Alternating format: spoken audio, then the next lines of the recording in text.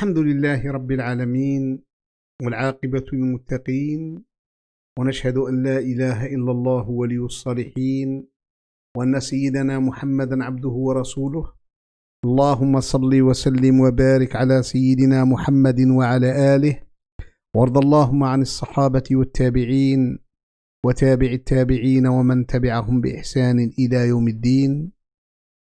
أما بعد أيها الإخوة الكرام، إن في القرآن دروسا وعبرا كثيرة يتعلم منها الإنسان. Dans le Coran, il y a beaucoup de choses à apprendre dans la vie de l'être humain. Et l'être humain a beaucoup de choses à apprendre dans le Coran. C'est pour cela le lire et l'entendre est une chose importante pour savoir beaucoup de choses dans la vie de l'être humain. Beaucoup d'êtres humains ont tendance à cette arrogance.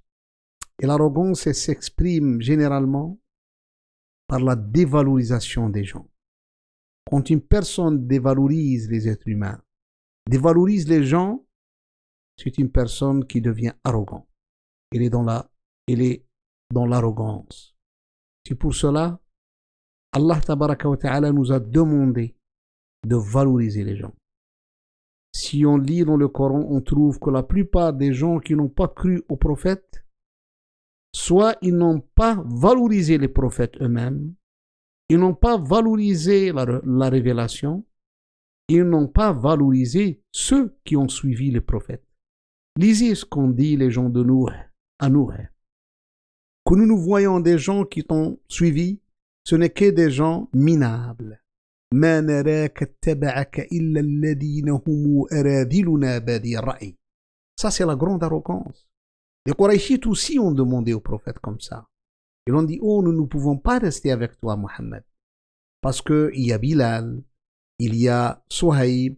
Donc, on ne peut pas, nous, les chefs de Quraysh, rester avec ces esclaves. Donc, dans le même groupe. C'est pour cela Allah nous a appris une chose importante. Comment valoriser les gens? Comment valoriser les hommes? Un homme n'est pas un mâle. On valorise les gens par leurs actes de bravoure, par leur héroïsme, par les positions qu'ils prennent, donc en temps opportun. Allah a valorisé les hommes, il a valorisé les compagnons du prophète. Ces gens-là qui ont été avec les prophètes des années, depuis que la révélation a commencé. Abu Bakr al-Siddiq, Omar ibn al-Khattab, Uthman ibn Affan, Ali ibn Abi Talib et consorts. Tous ces compagnons du prophète qui ont fait donc corps et âme avec le prophète, qui ont combattu avec les prophètes, qui ont été à la source de l'expansion de l'islam et qui ont été à la source des victoires du prophète, Allah a dit sur eux, il est parmi les croyants des hommes qui ont été sincères dans leurs engagements envers Allah.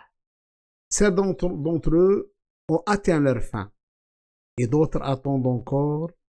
Ils n'ont varié aucunement dans leur engagement. Quand vous lisez ce verset-là, من المؤمنين رجال صدقوا ما عاهدوا الله عليه.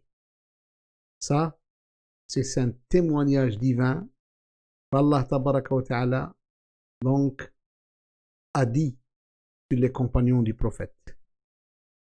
Allah a valorisé toute personne qui a pris une bonne position. Il a valorisé l'homme qui a pris une bonne position. Il était dans le clan de Pharaon, mais sa position était une position honorable.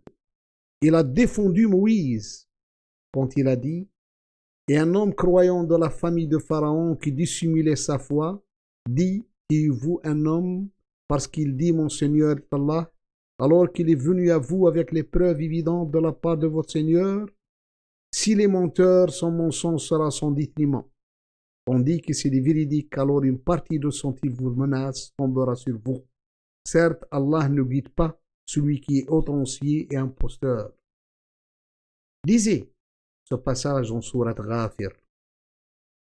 قال رجل مؤمن من آل فرعون أتقتلون رجلا أن يقول ربي الله وقد جاءكم بالبينات من ربكم وإن يك كاذبا فعليه كذبه وإن يك صادقا يصبكم بعض الذي يعدكم إن الله لا يهدي من هو مسرف كذاب. Quand on lit ce passage, on sent qu'Allah, en parlant le mot homme, ce n'est pas un mal. Le mot homme, c'est la personne qui prend les positions.